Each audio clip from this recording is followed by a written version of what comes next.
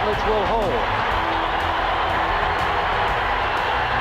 32-yard attempt.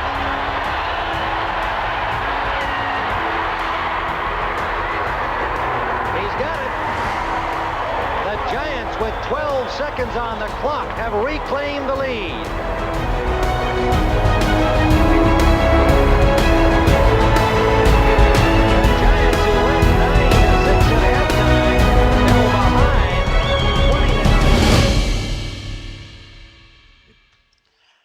Pues hoy en Zona Gigantes tenemos a un doble campeón de la Super Bowl, a un legendario jugador de los Giants de la época de los 80s, de Bill Parcells, Lawrence Taylor, y nada más y nada menos tenemos al kicker de aquellos Giants, que es Raúl Alegre, un mexicano que se hizo un nombre en la liga y que hoy día lo podéis escuchar en ESPN, lo podéis ver en el Monday Night Football cada lunes comentando el partido del lunes.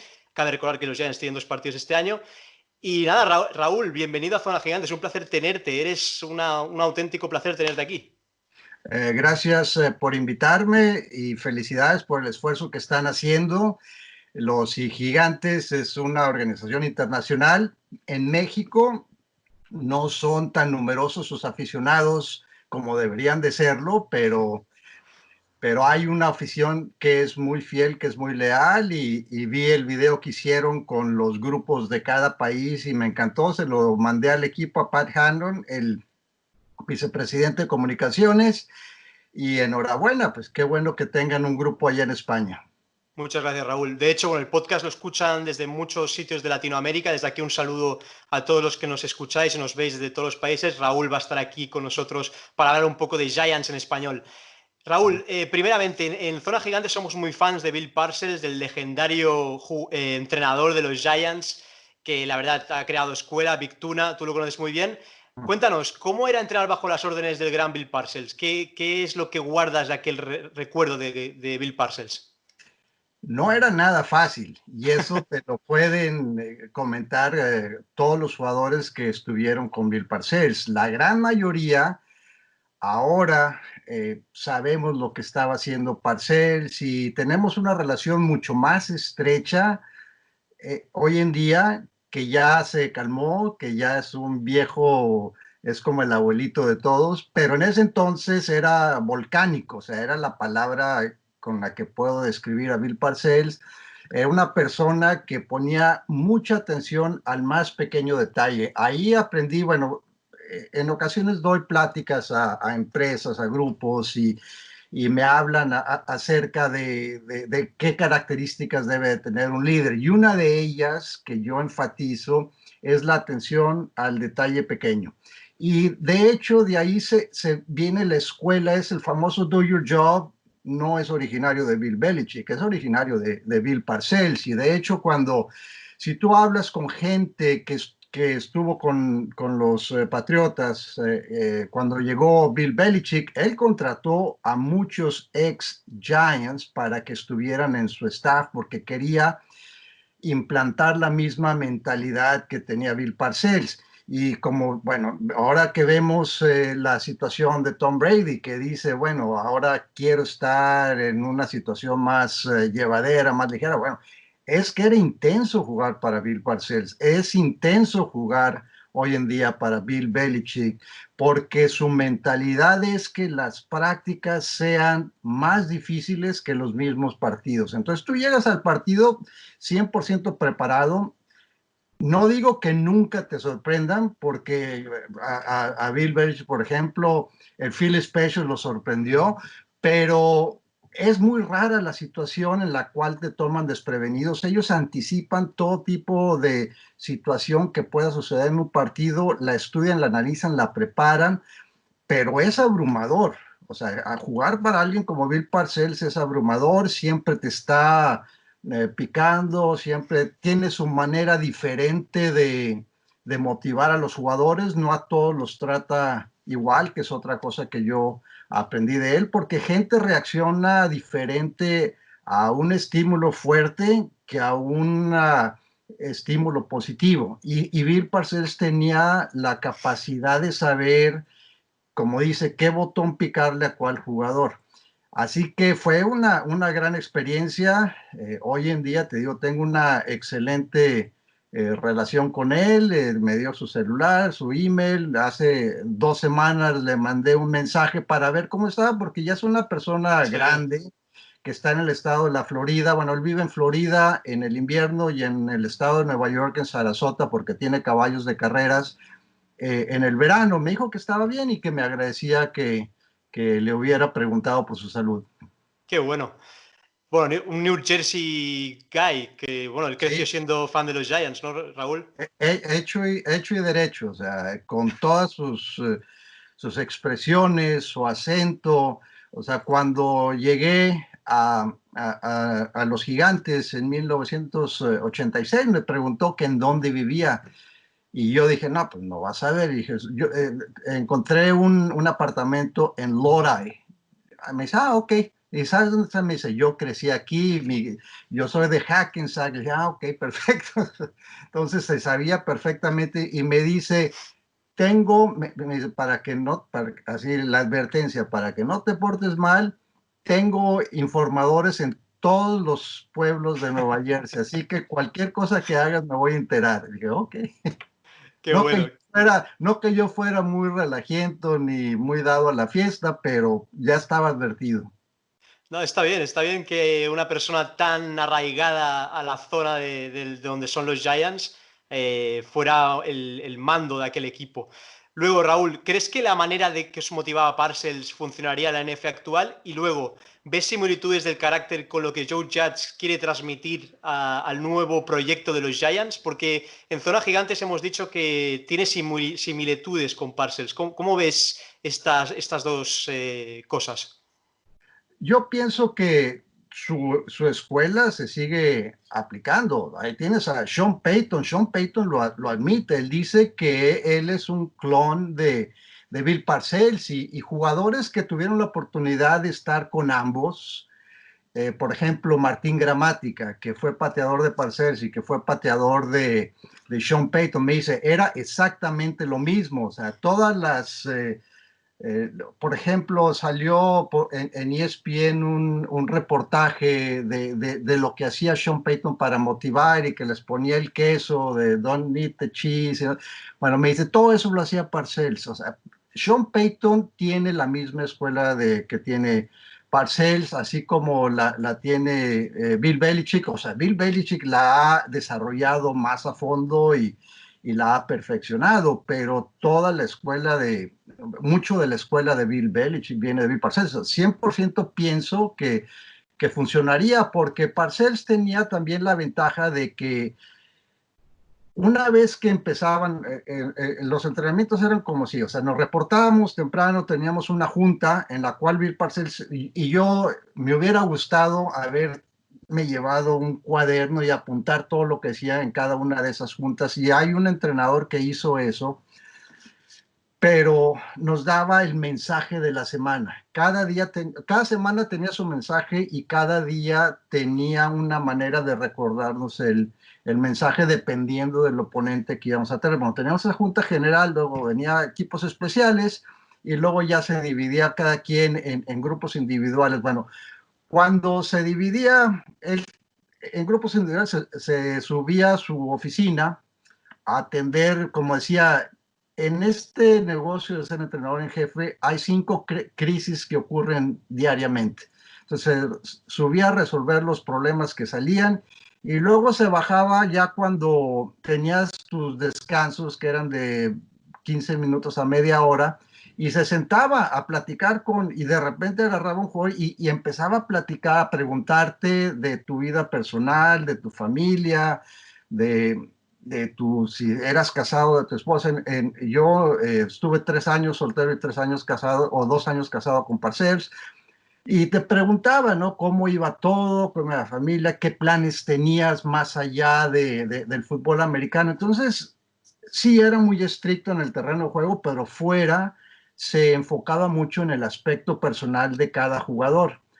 Y eso tú como jugador lo apreciabas, se metía a veces al vapor y si te tocaba que estuvieras ahí en el vapor con él, pues te ponías a platicar y era te digo, una relación que pienso que hacía más llevadera la disciplina y la forma de motivar durante las prácticas y sobre todo durante los partidos.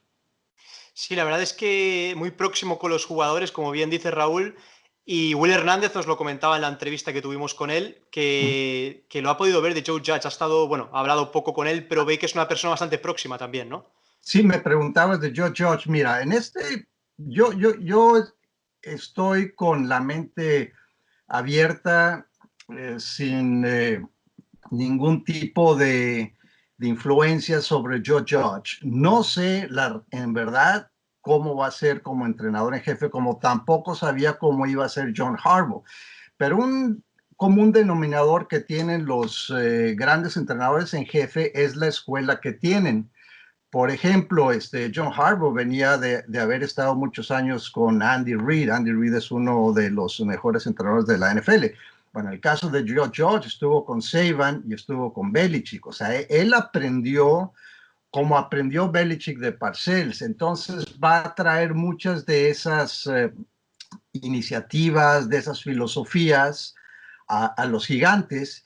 Y me imagino que va a delegar a sus coordinadores la responsabilidad de manejar sus respectivas unidades. Entonces, me parece que Joe Judge va a ser más un líder, un motivador al estilo John Harbaugh. John Harbaugh no lo ves involucrado tanto en lo que dicen las X y las O's y los detalles, la minucia, o sea, todos los detalles de la estrategia, pero está pendiente de todo, entiende todo, pero delega. Así es como me imagino que va a ser Joe Judge y tengo mucha curiosidad de ver qué resultados va a tener. Como todos los fans, aquí también estamos impacientes por ver a Joe Judge, a ver si comienzan a entrenar pronto. Bueno, de hecho ya se ha abierto el tema de las instalaciones de New Jersey para entrenar. Dicen que en unas 2 semanas más o menos veremos. Luego, Raúl, ¿qué crees que fue lo que hizo a ese equipo de los 80, en el 86 y ya en el 90, en la década de los 90, que fuera un equipo ganador de 2 Super Bowls? ¿Cuál crees que fue el común denominador para que se ganaran esas 2 Super Bowls bajo el mando de Bill Parcells? Pues primero que nada teníamos un excelente grupo de jugadores. O sea, no teníamos jugadores fuera de Lawrence Taylor, de Harry Carson y de Mark Bavaro, que en su tiempo para mí es el mejor ala cerrada que ha jugado en la NFL, pero que debido a una lesión que tuvo no pudo realizar su potencial como jugador. O sea, no había jugadores Salón de la Fama. Te digo, ahorita solamente tenemos dos y a Parcells de entrenador en el Salón de la Fama y no creo que vaya a surgir otro más. Pero eran jugadores de excelente talento, eran jugadores de gran disciplina, de gran dedicación, que eran completamente desinteresados, que ponían al equipo adelante de sus intereses personales. Teníamos a Phil Simms de quarterback, que era muy buen quarterback. Yo pienso que Phil Simms podría entrar en el debate del Salón de la Fama, porque llevó a un equipo y ganó el Super Bowl siendo el jugador más valioso, y fue un jugador muy importante en el 90. Se fracturó el pie y no pudo jugar en ese Super Bowl, pero él nos llevó a un récord, si mal no recuerdo, de 10-2 o de 11-2. Y fue fundamental en el desarrollo de ese equipo. O sea, no lo han considerado como candidato a la FA, pero era un muy buen quarterback, sin un grupo así distinguido de receptores, pero te digo, no eran jugadores fuera de serie, pero eran jugadores que jugaban más arriba del nivel. O sea, otro de los detalles, te digo yo, de las prácticas de liderazgo, qué capacidad tiene un líder, bueno, a motivar a sus jugadores para que no solo lleguen a su potencial, sino que jueguen más allá de su potencial. De hecho, hay una frase de Bill Parcells, Raúl, no sé si la recordarás, de la Football Life, que dice: ganar una Super Bowl te une con sangre a tus compañeros. Es como que hay una unión fraternal de por vida. ¿Tú sientes esa conexión con tus excompañeros del 86 y el 90 cuando los vuelves a ver en reuniones o en quedadas del equipo? ¿Aún sigue esa relación tan estrecha? Sí, sí. si algo tienen los Gigantes es que han mantenido un buen grupo de exjugadores, de alumni, como le dice, que nos reunimos, en nuestro caso, pues nos reunimos para celebrar aniversarios de los campeonatos y ahí esas reuniones, por lo general, son en lugares neutrales, o sea, que todos nos quedamos en el mismo hotel y ahí te quedas hasta que cierran el bar y las anécdotas se vuelven cada vez más impresionantes, ¿no? O sea, la manera de engrandecer los recuerdos y las situaciones de partidos. Y sí, en realidad me mantengo en contacto con muchos, no con todos, pero cuando nos vemos es una gran satisfacción y siempre hay alguien que está pendiente, ¿no? Harry Carson, por ejemplo, cuando Jeff Rutledge, que era un quarterback suplente, que era mi holder, tuvo un accidente en el cual casi pierde la vida. O sea, él se metió debajo de un camión de esos de remolque, e iba distraído y le pegó y le deshizo la cara y estuvo en terapia intensiva. Bueno, Harry Carson, cuando supo eso, se subió en su coche, manejó, lo fue a ver, estuvo un día con él y se subió en su coche y se regresó. O sea, estoy hablando de un trayecto de 16 horas manejando directo sin parar. Entonces te das cuenta de cuando hay una urgencia, cuando a Maurice Carthon le dio una embolia, pues todos estuvimos pendientes de él. Eso se mantiene, o sea, nos enteramos de todo a través de la persona que se encarga de las relaciones con exjugadores de los Gigantes, pero una vez que nos avisan, pues nos ponemos en contacto. Qué bueno, Raúl, escuchar esa fraternidad entre jugadores de Giants. Luego, aunque él formaba parte del equipo defensivo y tú de especiales, ¿qué nos puedes decir de él, ti, como compañero de equipo? ¿Es verdad que se explica su necesidad constante de imponerse retos, de que siempre tenía que ser el mejor en todo? Cuéntanos un poco más de él, ti. Sí, Lawrence Taylor siempre estaba apostando algo, ¿no? O sea, ya sea en el vestidor, ya ves que le gusta el golf, pues se ponían él y Phil Simms a las competencias de los pots, a ver quién, o sea, ponían un vaso así volteado, a ver quién lo metía de que más lejos y pues, le ponían dinero. También lo retaban a veces. O sea, yo lo vi, por ejemplo, una vez lanzar un balón hasta el tercer nivel del estadio. Del Otra Giant vez, Stadium, ¿no? sí, otra vez lo Wow. retaron a ver si con un driver del campo podía sacar la bola por arriba del estadio. Y lo hizo. Yo no sé cuántos coches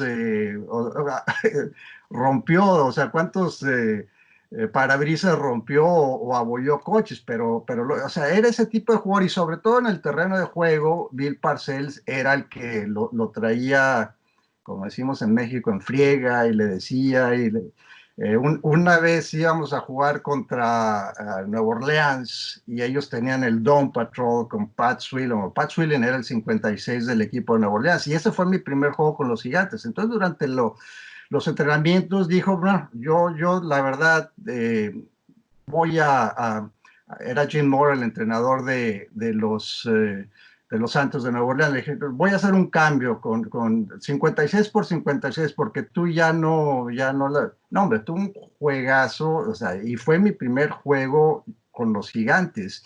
Y ese año Lawrence Taylor fue el jugador más valioso de la liga.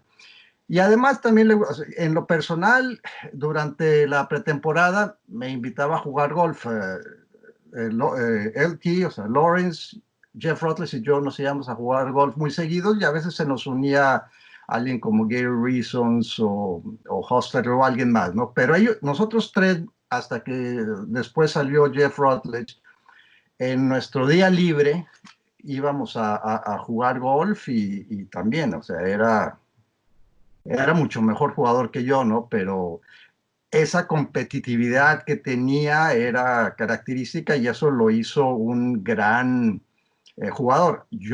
O sea, Lawrence Taylor era alguien que no hacía pesas. Él era fuerte de manera natural. Wow. No corría, no hacía absolutamente nada de acondicionamiento físico. Yo no me quiero imaginar cómo hubiera sido Lawrence Taylor si hubiera sido dedicado a entrenar dedicado a las pesas, a correr, no lo necesitaba, era una persona, era un atleta natural y pues, como dicen, genio y figura hasta la sepultura, eso fue lo que lo hizo extraordinario, pero fue también pienso que su carrera pudo haber, a partir del 9º año ya no era el mismo jugador que era antes porque físicamente ya se empezaba a mermar. Claro, no se cuidó lo que hacía falta. Bueno, se ve que Michael Jordan, cuando estaba en North Carolina, hablaba de él como una inspiración en la competitividad, que también aprendió mucho Michael Jordan de ese jugador que había en college de fútbol americano, ¿no? Lo hemos visto en la serie de Last Dance, cómo ¿Sí? hace referencia a que Lawrence Taylor fue una inspiración para el mismo Michael Jordan, ¿no?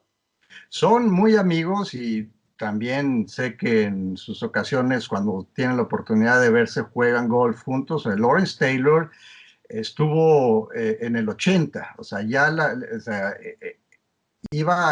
Michael Jordan, si mal no recuerdo, estuvo 81, 88, 83 en North Carolina, en Carolina del Norte, y Lawrence Taylor ya había salido, pero Lawrence Taylor regresaba y sabía quién era Michael y sabía su capacidad como jugador, y allí formaron una relación muy estrecha de amigos que dura hasta la fecha, pero también de ahí o sea, Lawrence Taylor, si viste la serie de Last Dance, era igual, o sea, en el terreno de Sí. juego no había manera de contenerlo, por eso, o sea, las ofensivas actuales son gracias, eso lo dice Joe Gibbs, el Sí, exentrenador de sí, sí. los Gigantes, dice, si yo tuve que crear la ofensiva de un solo back, porque tuve que crear la posición del H-back, o sea, para poner un bloqueador extra. Al principio lo querían bloquear con un corredor, era lo que se usaba, un corredor para bloquear un linebacker, pues no funcionó. Después lo asignaron con un ala cerrada, con un tight end, tampoco funcionó.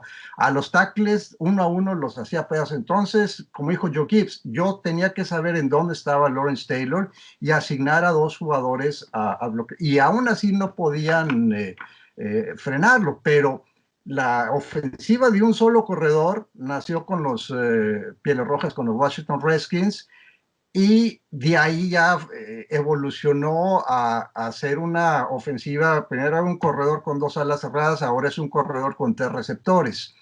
Pero eso tuvo sus orígenes o sea, Lawrence Taylor es de los jugadores que cambió la NFL y muy pocos pueden decir eso. Sí, de hecho no se drafteaban tackles en primera ronda y desde que llegó él a la liga intentaron frenarlo eligiendo tackles en primera ronda, ¿no, Raúl?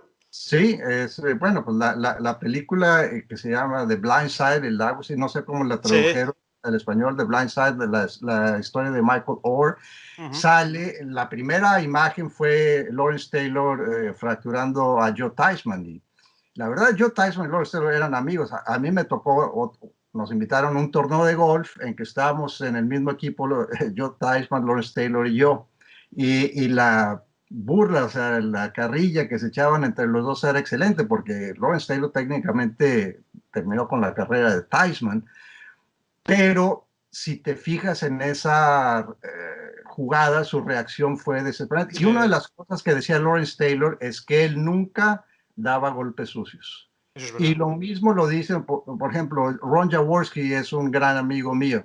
Decía, Lawrence Taylor me pegó más que a cualquier otro quarterback, pero siempre fueron golpes limpios. Sí, de hecho la lesión que tiene el quarterback de Redskins es totalmente mala suerte, un mal Sí. apoyo, es totalmente fortuito.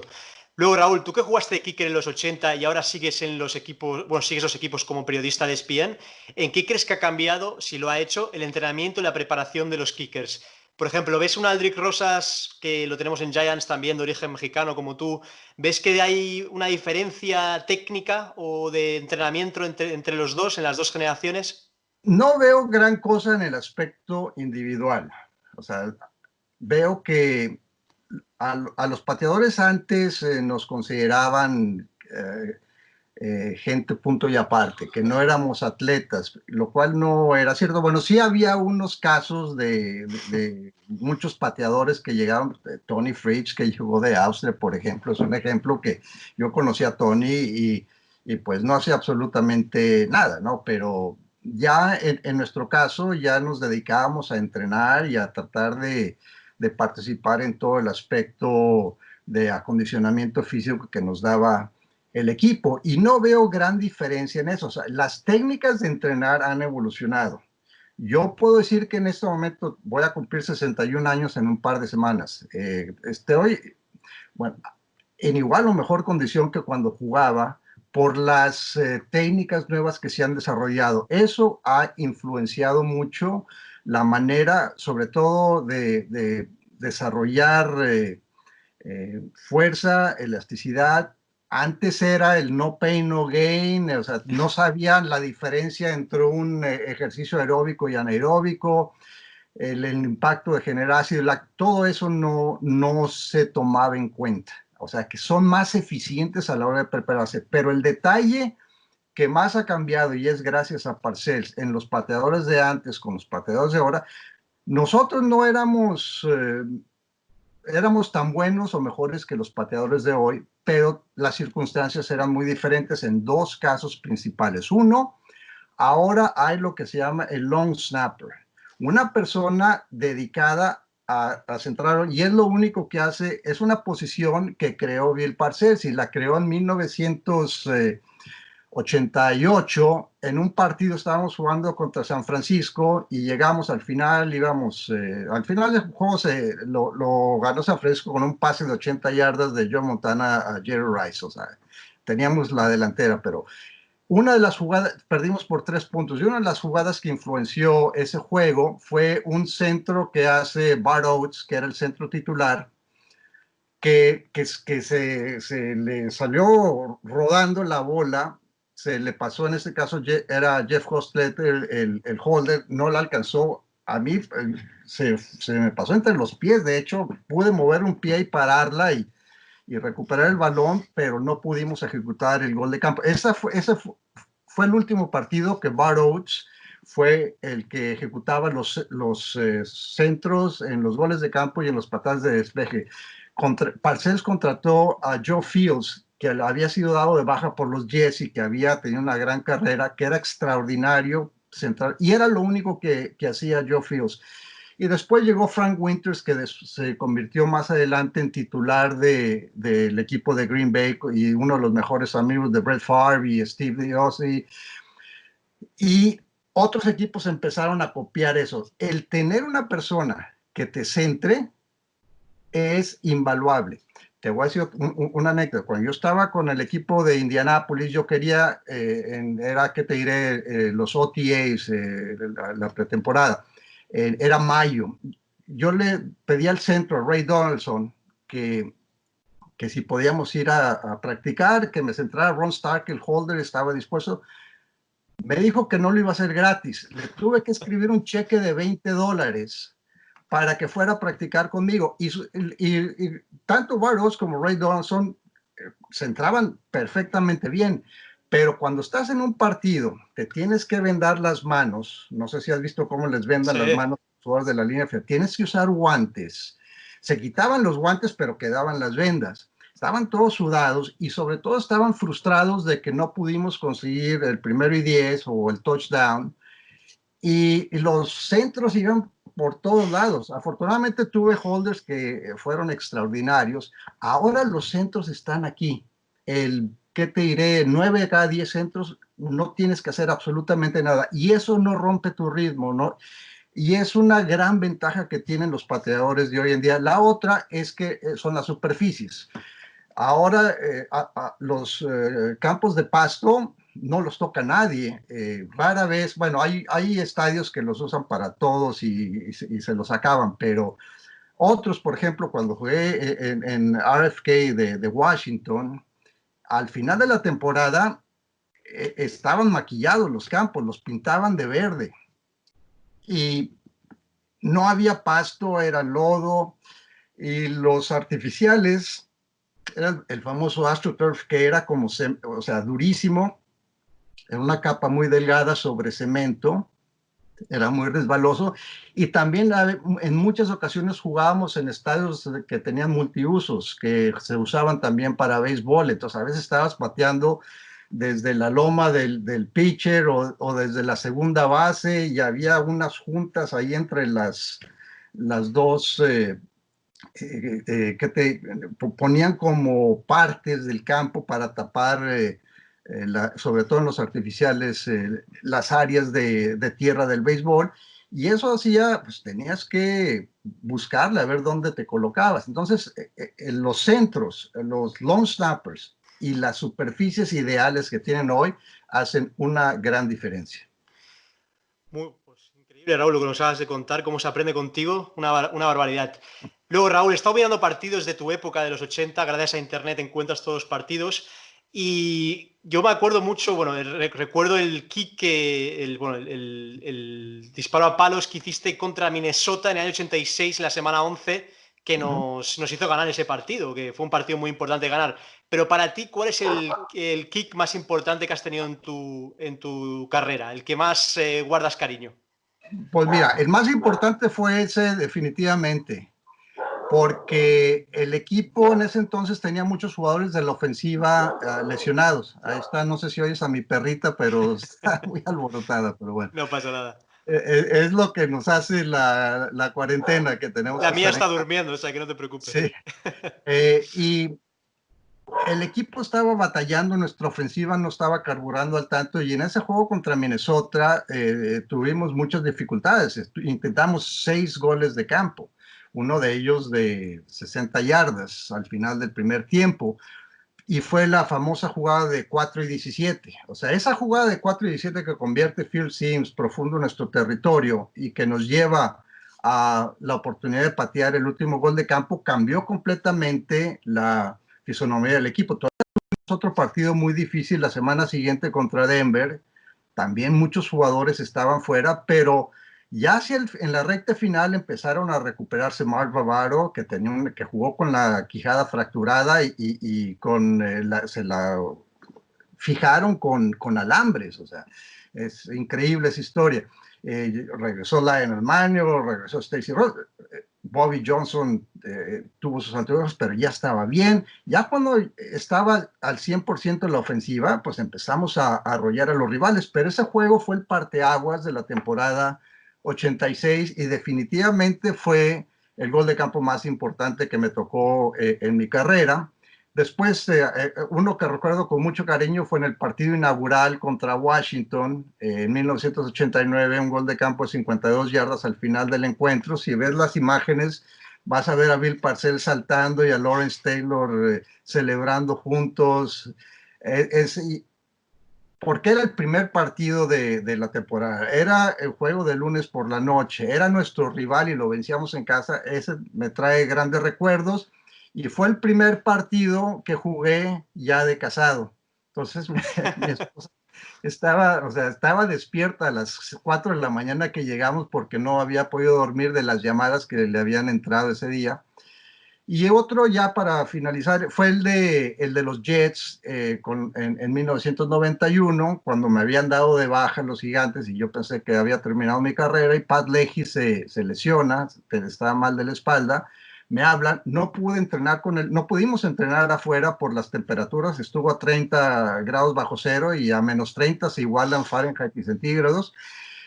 Y la primera vez que pude practicar con el centro y con el holder fue en los calentamientos previos al partido, y pues sí requiere un ajuste y batallé, pero ya al final pude empatar el juego para mandarlo a tiempo extra y luego ganarlo en tiempo extra con una patada de 33 yardas. Wow, qué bueno. No te tuviste que ir muy lejos porque eran los Jets de Nueva York, o sea que no tuviste que cambiar de residencia en ese caso. Luego, Raúl, sé que eres un gran fan de los Texas Longhorns y en el podcast tenemos a Ferran, uno de los contertulios, que es un gran fan de los Longhorns, y si no te hago estas preguntas me mata. Son las últimas dos porque ya llevamos un rato. Nos decía Ferran, ¿cuál es el mejor recuerdo que guardas de tu paso por los Texas Longhorns? El Cotton Bowl que jugamos después de la temporada 81, bueno, la fecha fue el 1 de enero de 1982, y que vencimos a Bear Bryant y a Alabama en un partido que terminó 14-12, si mal no recuerdo. Y esa misma temporada un partido contra SMU que tenía a Eric Dickerson, a Craig James, el famoso Pony Express, el mejor equipo que pudo comprar el dinero, como dice, y que me tocó, ganamos 9-7 con 3 goles de campo, incluyendo uno de 52 yardas. Wow. Y luego, Raúl, como exjugador de los Longhorns, ¿cuál crees que es el motivo de que una universidad con el potencial económico que tienen los Texas Longhorns y social, porque es una gran masa social la que mueve, no consigan levantar cabezas de hace años? Vince Young, Colt McCoy. Se acabó con Colt McCoy, o sea, la temporada 2008, el equipo del 2008 fue extraordinario y ahí las reglas del Big 12 le impidieron ganar el campeonato nacional porque los dos equipos que pelearon por el campeonato de la conferencia fueron Oklahoma y Missouri, y Texas les ganó por más de 10 puntos a los dos, pero Oklahoma había quedado clasificado más alto que Texas y por eso le dieron la oportunidad. Entonces, los dos equipos que perdieron, el equipo que le ganó a los dos finalistas no estuvo presente, pues se hizo, y luego terminaron perdiendo contra Florida. Pero el gran problema que tuvieron fue que no supieron identificar a buenos quarterbacks durante un periodo muy largo. O sea, estás hablando de Andrew Luck, de Houston, estás hablando de Robert Griffin Jr., que estaba aquí a una hora de Austin, estás hablando de Patrick Mahomes, todos ellos estaban aquí a la vuelta de la esquina y no les ofrecieron becas, o fueron por otros quarterbacks. Johnny Manziel se moría de ganas de ser, su equipo era Texas, pero prefirieron ir por David Ash, que fue un buen muchacho que tuvo un problema de... Entonces, la capacidad de reclutar un buen quarterback mató a Mike Brown, y después ya que el equipo cayó, les ha costado mucho trabajo volver a tener ese lugar. Yo tengo esperanzas de que esta iba a ser la temporada de Texas. O sea, mucha gente, mi hijo sobre todo, se ríe de mí porque dije, este equipo va a ser como el del 2008. En el 2008 nadie tenía esperanzas porque me decía, sí, pero en el 2008 estaban Earl Thomas, estaban Brian Orakpo y estaban... Le dije, sí, pero antes de ese año no sabías quiénes eran esos jugadores. Le dije, los jugadores que están ahora tienen el mismo potencial, y Sam Ehlinger me parece un excelente quarterback. No está al nivel de Colt McCoy o no ha jugado al nivel de Colt McCoy, pero tiene la capacidad de ser otro jugador que da ese gran salto de su tercero a su cuarto año. Pero mucho tuvo que ver con esas fallas para reclutar quarterbacks durante ese periodo. Bueno, Raúl, contento, ¿no?, de que Colt McCoy esté en los Giants ahora para ser el escudero de Daniel Jones, ¿no? Sí, ya vive en Austin, Colt, y yo soy el presidente de la NFL Alumni de Austin, y sí, cada año reconocemos a un jugador por su trabajo en la comunidad, y Quan Cosby va a ser el reconocido, y le mandé un mensaje a Colt que si él podría ser la persona que introdujera en la cena de reconocimiento a Quan Cosby, y accedió. Obviamente la crisis nos canceló los eventos, bueno, los pospuso, ahorita se planean para agosto, no sé si vayan a llevarse a cabo, pero Colt McCoy ya no va a estar presente porque para agosto ya debe estar entrenando con los Gigantes. Sí, con los partidos de pre-season lo más probable. Raúl, ha sido un auténtico placer que te pases por Zona Gigantes. Si quieres mandar un saludo a todos los fans de Giants hispanos en Latinoamérica, en España, será un honor poder escucharte. Un abrazo fuerte, un gran saludo a todos los aficionados de los Gigantes. Estoy en contacto con ellos a través de Twitter, algunos. Instagram no lo manejo muy bien, que digamos, pero por Twitter más o menos un poco mejor. Y felicidades, y esperemos que el equipo repunte ahora con Joe Judge al frente como entrenador en jefe. Claro que sí, Raúl. Un saludo y gracias. Nos vemos. No, un gusto, y espero algún día tener la oportunidad. Ya he estado en España varias veces, pero en Barcelona no. Pero me muero de ganas de conocer. Aquí te esperamos, Raúl. Go Giants. Seguro. Hasta luego.